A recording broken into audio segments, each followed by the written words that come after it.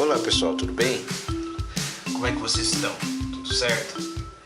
Bom, hoje nós vamos dar prosseguimento ao nosso estudo da engenharia de métodos e processos e hoje nós vamos falar dos princípios da administração científica, tá? Mas antes de a gente começar, queria pedir para vocês, por favor, se inscrevam no canal, tá? Que eu estou sempre postando aí novos vídeos do estudo da engenharia de métodos e processos, na parte de matemática também, parte de motivação, e a gente vai estar sempre abordando esses assuntos aqui, tá bom? Se inscrevam no canal para que vocês não percam as atualizações. Bom, vamos lá.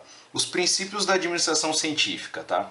Não tem como a gente falar dos princípios da administração científica sem a gente comentar sobre a pessoa que criou toda essa metodologia, realizou todos os estudos necessários para que a gente pudesse dar origem, né, ao que a gente conhece hoje de engenharia de métodos e processos, tá? E esse cara foi Frederick Winslow Taylor, tá? Então Taylor nasceu em 1856, morreu em 1917, viveu por 61 anos aí nos Estados Unidos, né, na Filadélfia, e ele se formou em engenheiro mecânico. Ele começou como operário de fábrica mesmo, se formou em engenheiro mecânico nos Estados Unidos mesmo. Ele escreveu o livro, né, que leva esse título dos Princípios da Administração Científica, tá? E hoje ele é considerado pai da administração científica, né? Hoje, quando se fala na administração científica, se pensa logo em Taylor, tá? E ele criou também o que a gente conhece hoje como Taylorismo, tá? Vou até colocar aqui do lado também. Taylorismo. Aqui do lado do nosso mapa mental, tá bom? Tá? E o que ele desde muito jovem, ele sempre trabalhou no chão de fábrica, sempre trabalhou junto dos operários, e ele passou a observar como que os operários faziam as suas atividades e faziam os processos dentro da operação, tá? Então, diante disso, o que ele passou a observar? A melhor maneira de se fazer determinadas atividades dentro dos setores da fábrica. Então, ele sempre buscou estar analisando as atividades e tentar melhorar, né? Será que existe um meio mais fácil de se fazer determinada atividade? Então era isso que ele começou a pensar, tá? E com isso também, com a evolução dos princípios, né, que ele foi estipulando também, se criou também o que se conhece como funções básicas da gestão, tá? Essas funções básicas de gestão, que a base delas a gente vai comentar aqui um pouquinho mais para frente, ela está baseada no planejamento, que é o planejamento dessas atividades dentro das funções de produção, tá? E o controle também, não somente o planejamento, mas o controle desses resultados sendo gerados no chão de fábrica, tá bom? E tem uma citação muito importante do Correia, que é o professor que escreveu o livro de Administração da Produção e Operações, que eu gostaria de ler para vocês, que é bem interessante. Então ele fala que o Frederick Taylor foi um pioneiro no estudo das formas de aumentar a produtividade em processos produtivos. Sua intenção era claramente ligada à eficiência, fazer mais produtos com menos recursos. Isso em parte se justificava pelos condicionantes históricos da época. Mercados afluentes, como o norte-americano, requeriam quantidades crescentes de produtos que fossem acessíveis a uma grande e crescente quantidade de pessoas. Então o que aconteceu? Essa citação do Correia deixa claro para a gente que o mercado, né, da página 350 lá do livro do Correia, o mercado norte-americano estava sofrendo um aumento brusco da demanda e também da quantidade de produtos fabricados nas fábricas. E com isso também, paralelamente, nós temos também o surgimento da Revolução Industrial, que aconteceu também em paralelo lá na Inglaterra. Com essa Revolução Industrial, novos métodos foram demandados das fábricas e das empresas. Então, novas maneiras de pensar. Não adiantava simplesmente eu fabricar de uma forma desordenada esses produtos que eu ia colocando no mercado se eu não tivesse um planejamento, se eu não tivesse uma maneira nova de poder pensar esses processos produtivos, tá? Então, o princípio de tudo com o advento da Revolução Industrial, surgiram novos métodos e também surgiu também a administração da eficiência do trabalho, ou então administração científica, tá? Essa administração científica, pessoal, ela foi dividida em 3 grandes fases, tá? Que a gente vai comentar cada uma delas aqui. A primeira fase delas foi conhecida como o sistema de pagamento por peça. Então, o que Taylor estipulou?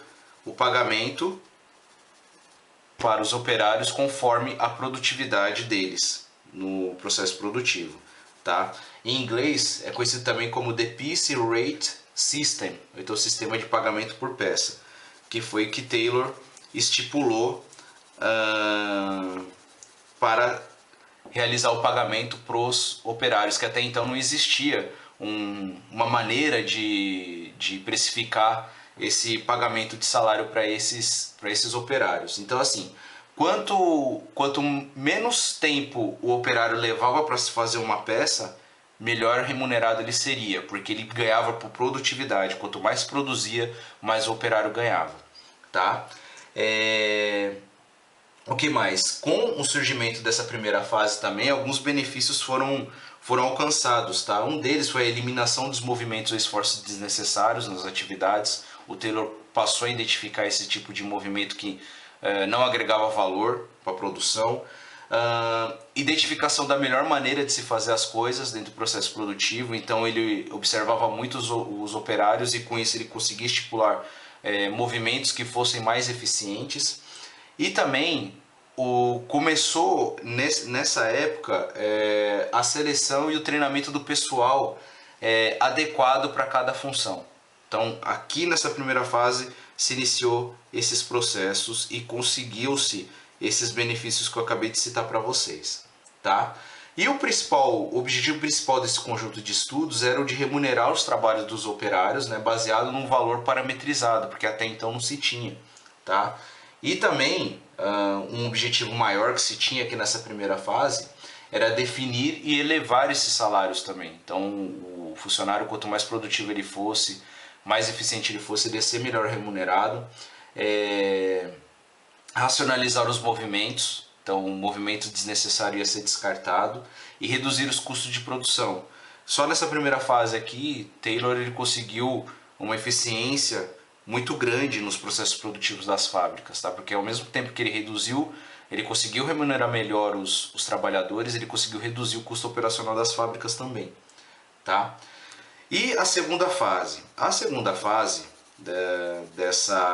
desses novos métodos aí para o princípio da administração científica é o que a gente conhece hoje como shop management, que é o aprimoramento dos métodos de trabalho, tá? Então, a administração das operações tinha por objetivo auxiliar a administração científica de maneira que ela fosse mais abrangente para toda a fábrica. Então, o que acontecia? O Taylor ele começou na primeira fase analisando somente alguns setores da fábrica e depois ele passou a expandir esse tipo de análise para a fábrica como um todo, tá? E também uma outra coisa um outro avanço que teve nessa parte aqui foi a classificação dos operários. Taylor ele passou a observar os padrões de operários que ele tinha na produção, e ele passou a classificar conforme o desempenho operacional desses trabalhadores. E ele classificou em dois grandes grupos, né? O grupo de homem médio, tá? E o homem de primeira classe. O homem de primeira classe era o tipo de operário que seguia procedimento, que fazia os processos da maneira mais eficiente, era mais produtivo, seguia os padrões de qualidade que eram impostos, e com isso ele era melhor remunerado. Ao contrário do homem médio. O homem médio, como ele tinha baixa produtividade, era classificado com uma menor produtividade, ele era menos remunerado do que o homem de primeira classe, tá? E com isso também, nessa segunda fase, o Taylor ele conseguiu também estipular padrões de processos e ferramentas, de maneira que o trabalho ficasse mais padronizado, tá? Então foi esse o grande legado da segunda fase aí do Taylor, tá bom? E por último, não menos importante, a terceira fase. A terceira fase da implementação aí dos princípios da administração científica, ela foi marcada pela separação do planejamento do chão de fábrica. Então esse planejamento, o que Taylor estipulou? Que o planejamento, antigamente era feito tudo no chão de fábrica, o planejamento ele tinha que ser separado do chão de fábrica, de forma que esse setor de planejamento criado fosse dedicado somente para poder planejar a produção e a operação, tá? Era um departamento separado para poder pensar os processos produtivos, tá bom? E com isso, com a separação do planejamento do chão de fábrica, ele acabou conseguindo desenvolver os princípios do movimento, que ele intitulou como princípios do movimento, tá? Dentro da administração científica, que são 4, que é o planejamento, tá ok? Nesse planejamento aqui, nós temos aqui dentro desse planejamento nós temos a substituição dos métodos empíricos que nós tínhamos no chão de fábrica. O que é o método empírico? Você faz porque outra pessoa te ensinou ou porque você está ali fazendo e não tem nenhum método ou então algum procedimento para você fazer determinada atividade. Então era feito de maneira empírica, uma maneira de... esse processo ele era ensinado de operário para operário dentro da produção, não tinha isso documentado de uma maneira que fosse mais produtiva, tá? E que mais também? Aqui dentro do planejamento também existia um planejamento para cada etapa do trabalho, então cada etapa da atividade ia ser feita de uma maneira documentada, de uma maneira que fosse mais eficiente para o processo produtivo, tá? E também era selecionado também o melhor trabalhador para se fazer esse processo, tá? E dentro disso também, pegando aqui o gancho desse melhor preparo, nós temos também um outro princípio dentro da administração científica, que é o preparo dos trabalhadores. E o que é isso? Existe um planejamento para selecionar os melhores trabalhadores para as atividades que eram adequadas a esse trabalhador. Então imagine você, aluno, vamos supor, uma pessoa que tem um porte físico mais magro para poder carregar determinadas cargas dentro de um processo produtivo. Estaria inadequado. Então, na realidade, o trabalhador ele era selecionado de acordo com as suas características físicas e também intelectuais nos processos produtivos, tá? De forma que ele fosse mais eficiente, tá bom? Um outro princípio também que surgiu foi o controle. Então, assim, de nada adiantava, Taylor ele acabou percebendo que de nada adiantava eu fazer o planejamento correto dessa produção, dessa operação, se eu não tenho o controle desses resultados que estão sendo gerados lá na minha produção.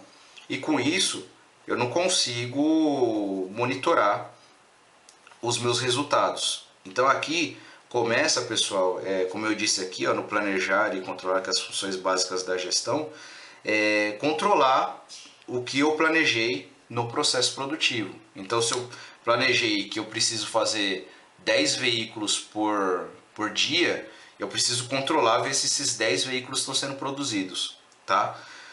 Bom, por último aqui nós temos o princípio da execução. Esse princípio da execução, ele, de acordo com os estudos do Taylor na administração científica, existe uma divisão praticamente igual do trabalho do chão de fábrica com a área de planejamento.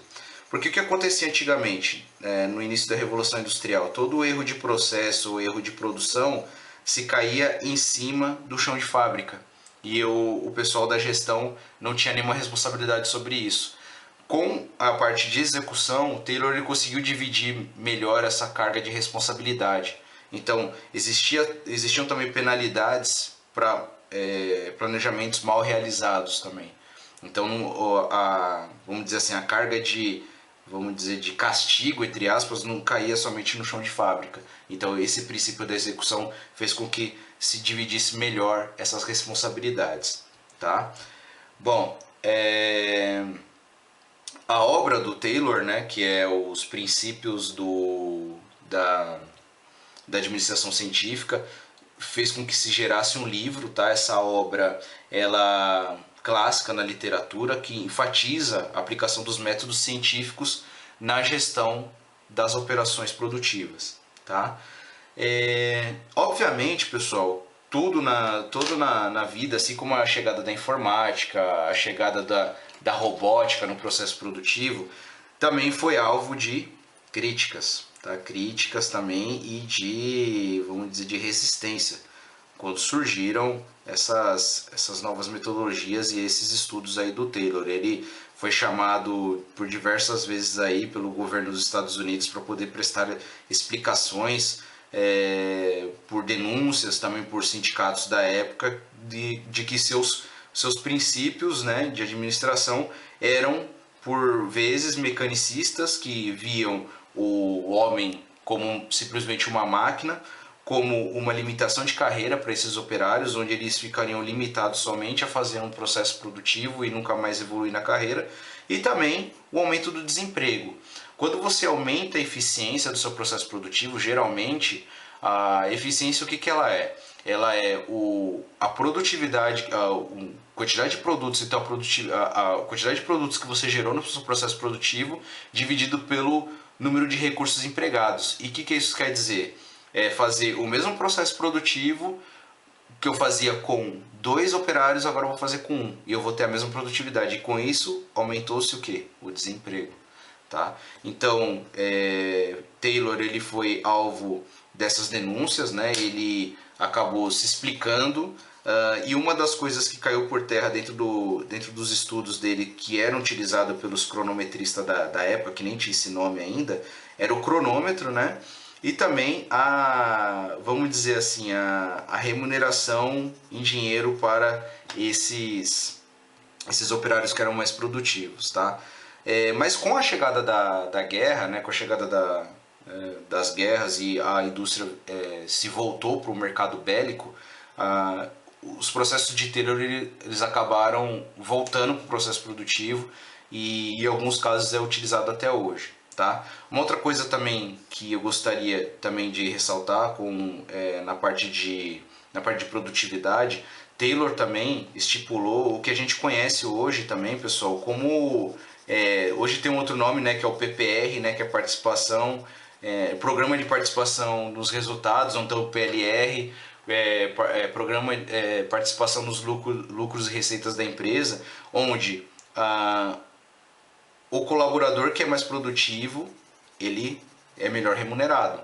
E o colaborador que ele é menos produtivo, ele recebe uma certa punição, ou então ele deixa de ganhar.